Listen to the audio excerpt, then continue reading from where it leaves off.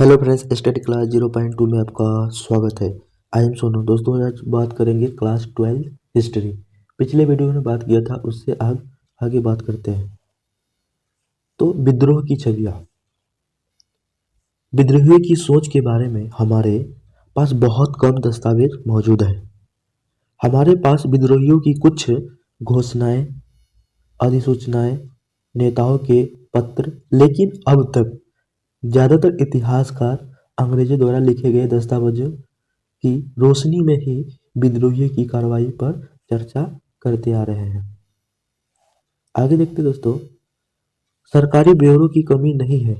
अपनी बेसिक प्रशासक और फौजी अपनी चिट्ठियों, डायरियों, आत्मकथाओं और सरकारी इतिहासों में अपने अपने ब्यौरे दर्ज किए गए हैं। आगे है असंख्यक मेमो, नोट्स, परिस्थितियों के आकलन एवं विभिन्न रिपोर्टों के जरिए भी हम सरकारी सोच और अंग्रेजों के बदलते रवैये को समझ सकते हैं। इनमें से बहुत सारे दस्तावेज को सैनिक विद्रोह रिकॉर्ड्स पर केंद्रित खंडों में संकलित किया जा चुका है। ये दस्तावेज हमें अफसरों के भीतर मौजूद भय, बेचैनी तथा विद्रोहियों के बारे में उनकी सोच का पता देते हैं। ब्रिटिश अखबारों, पत्रिकाओं,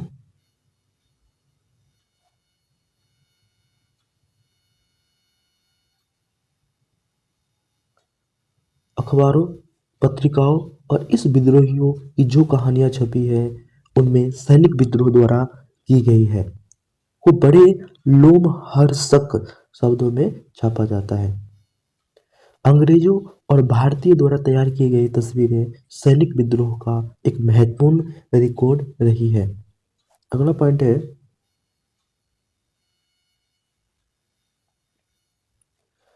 रचकों का अभिनंदन। अंग्रेजों द्वारा बनाई तस्वीर को देखने पर तरह तरह की संभावनाएं और प्रतिक्रिया पैदा होती है।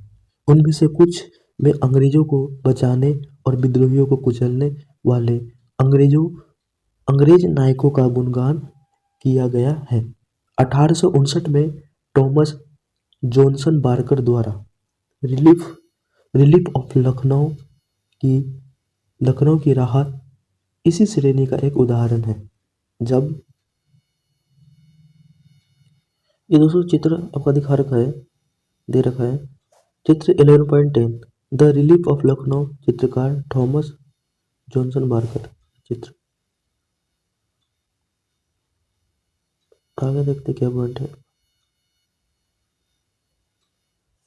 विद्रोही विद्रोही टुकड़ियों ने लखनऊ पर घेरा डाल दिया तो लखनऊ के कमिश्नर हेनरी लॉरेंस ने ईसाइयों को इकट्ठा किया और बेहद सुरक्षित रेजिडेंस में पनाह ली।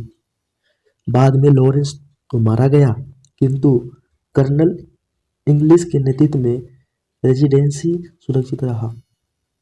25 दिसंबर को जेम्स ओट्रम और हेनरी हैवलॉक वहां पहुंचे और उन्होंने विद्रोहियों को तितर-बितर कर दिया।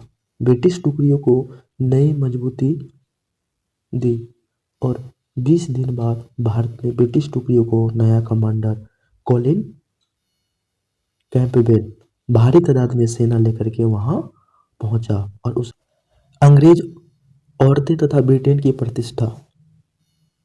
भारत में औरतों और बच्चों के साथ हुई हिंसा की कहानियों को पढ़ करके ब्रिटेन की जनता प्रतिशोध और सबक सिखाने की मांग करने लगी। अंग्रेज अपनी सरकार के मासूम औरतों की इज्जत बचाने और निसहाय बच्चों को सुरक्षा प्रदान करने की मांग करने लगे।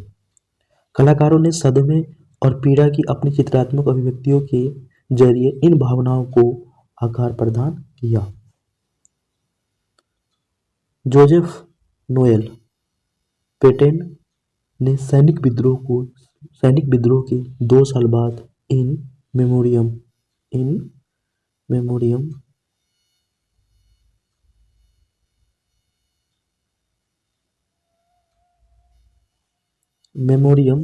बनाए और इस चित्र में अंग्रेज औरतें और बच्चे एक घेरे में एक दूसरे से लिपटे दिखाई देते हैं। वे लाचार और मासूम दिख रहे हैं, मानो एक भयानक घड़ी की आशंका में है। तो दोस्तों ये पिक्चर में दिखा रखा है, ये जो पिक्चर दे रखा है ना आपका, इसमें जैसे पिक्चर में देखो कि बच्चे माँ से लिपटे हुए। तो इन मेमोरियम चित्रकार जोसेफ नोएन पैटर्न 1859 में इसको बनाया था। तो इसमें यही दिखा रखा है कि बच्चे एक घेरे में एक दूसरे से लिपटे दिखाई देते हैं, वे लाचार और मासूम दिख रहे हैं, मानो एक भयानक घड़ी की आशंका में है। चित्र 11.12 कानपुर में सिपाहियों से अपनी रक्षा करती मिस वेलर वेलर। तो ये पिक्चर में दिखा रखा है आपका। आगे क्या आपका, वे अपनी बेइज्जती, हिंसा और मृत्यु का इंतजार कर रहे हैं। इन मेमोरियम में भीषण हिंसा नहीं दिखती और उसी तरफ सिर्फ एक इशारा है। यह दर्शक की कल्पना को जोड़ती है और उसमें गुस्से और बेचैन का भाव पैदा करती है। इसमें विद्रोहियों को हिंसक और बर्बर बताया गया है, हालांकि वे चित्र में अदृश्य है। पृष्ठभूमि में आप ब्रिटिश टुकड़ियों को रक्षक के तौर पर आगे बढ़ते देख सकते हैं। कुछ अन्य रेखाचित्र व पेंटिंग्स में हमें औरतों अलग टेबल में दिखाई देते हैं और इनमें वे विद्रोहियों को के हमले से अपना बचाव करती है नजर आती है। उन्हें वीरता की मूर्ति के रूप में दर्शाया गया है।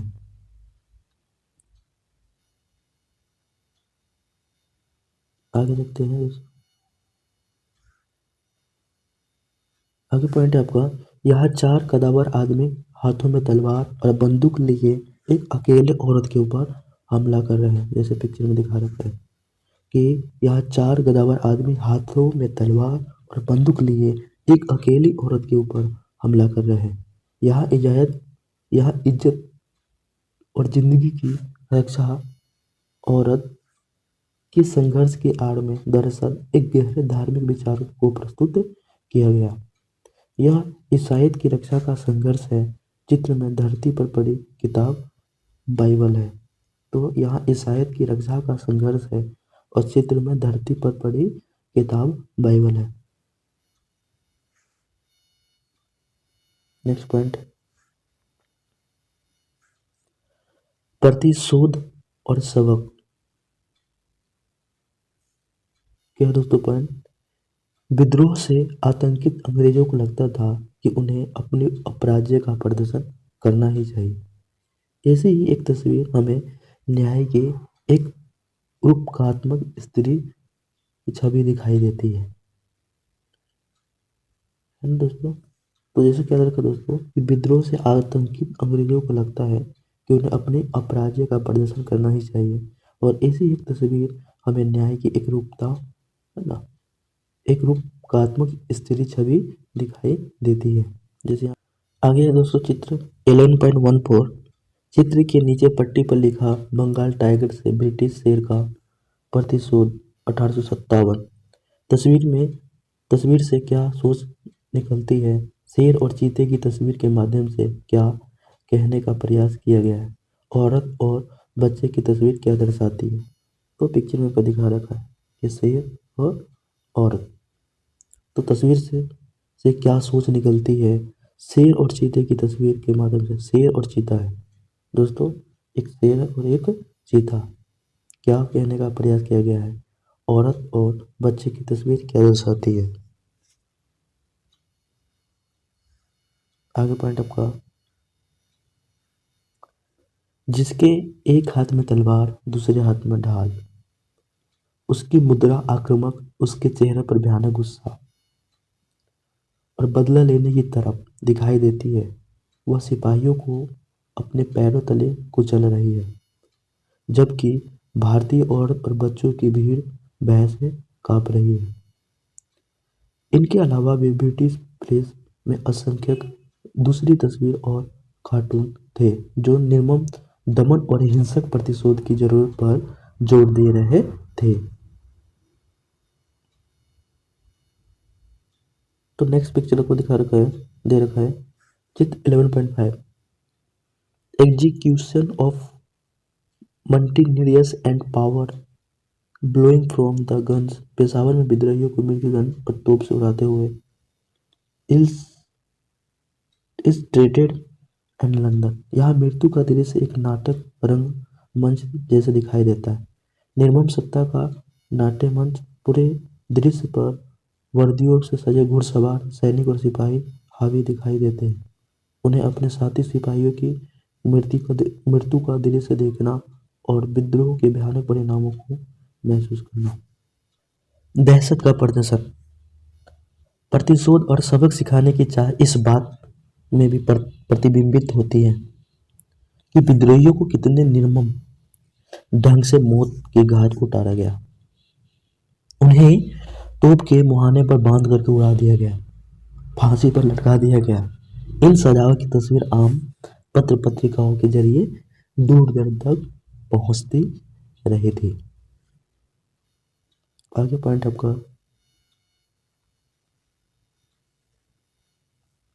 दया के लिए कोई जगह नहीं है। जब प्रतिशोध के लिए ही शोर मच रहा है तो ऐसे समय पर नरम सुझाव मजाक का पात्र बन करके ही रह जाते हैं। जब गवर्नर जनरल कैनिंग ऐलान किया कि नरमी और दया भाव से सिपाहियों की वफादारी हासिल करने में मदद मिलेगी, तो ब्रिटिश प्रेस में उसका मजाक उड़ाया गया। हास्यास्पद व्यंग, ब्रिटिश पत्रिका पंच के पन्नों में प्रकाशित एक कार्टून में कैनिंग एक भव्य नेक बुजुर्ग के रूप में दर्शाया गया है। तो जैसे आपको पिक्चर दिखा रखा है, चित्र 11.17, द क्लीमेसी ऑफ कैनिंग का दाया भाव 24 अक्टूबर 1857। नीचे की पट्टी, गवर्नर जनरल बिल्कुल सही, फिर भी उन्हें घिनौनी बंदूक से नहीं उड़ाएंगे बशर्ते वो एक अच्छा सिपाही बनने का वादा करें। तो वे उसे घिनौनी बंदूक से नहीं उड़ाएंगे बशर्ते वो एक अच्छा सिपाही बनने का क्या करे, वादा करे। राष्ट्रवादी का दृश्य कल्पना, 20वीं सदी में राष्ट्रवादी आंदोलन को 1857 के घटनाक्रम से प्रेरणा मिल रही थी। इस विद्रोह के इर्द गिर्द राष्ट्रवादी कल्पना का एक विस्तृत दृश्य जगत बुन दिया गया था। इसको प्रथम स्वतंत्रता संग्राम के रूप में भी याद किया जाता था, जिसमें देश के हर तबके के लोगों ने साम्राज्यवादी शासन के खिलाफ मिलकर के लड़ाई लड़ी थी। इतिहास लेखन की तरह कला और साहित्य ने भी 1857 की समृद्धि को जीवित रखने में योगदान दिया। विद्रोह के नेताओं को ऐसे नायकों के रूप में पेश किया जाता था जो देश को रणस्थल की तरफ ले जा रहे हैं। उन्हें लोगों को दमनकारी साम्राज्यवादी शासन के खिलाफ उत्तेजित करते चित्रित किया जाता था। एक हाथ में घोड़े की रास और दूसरे हाथ में तलवार थामे अपनी मातृभूमि की मुक्ति के लिए लड़ाई लड़ने वाली रानी के शौर्य का गौरवगान करते हुए कविताएं लिखी गई है। झांसी की रानी खूब लड़ी मर्दानी, ये तो झांसी वाली रानी थी। तो झांसी की रानी को एक ऐसी मर्यादाना शख्सियत के रूप में चित्रित किया जाता था जो दुश्मनों का पीछा करते हुए ब्रिटिश सिपाहियों को मौत की नींद सुलाते हुए आगे बढ़ रही थी। और देश के विभिन्न भागों में बच्चे सुभद्रा कुमारी चौहान को इन पंक्तियों को पढ़ते हुए बड़े ही हो रहे थे। खूब लड़ी मर्दानी, वे तो झांसी वाली रानी थी। यहाँ पे देखा दोस्तों, खूब लड़ी मर्दानी, वो तो झांसी वाली रानी थी। लोक छवियों में रानी लक्ष्मीबाई को पर्याय फौजी पोशाक में घोड़े पर सवार और एक हाथ में तलवार लिए दिखाया जाता है। अन्याय और विदेशी शासन के दृढ़ प्रतिशोध का प्रतीक है।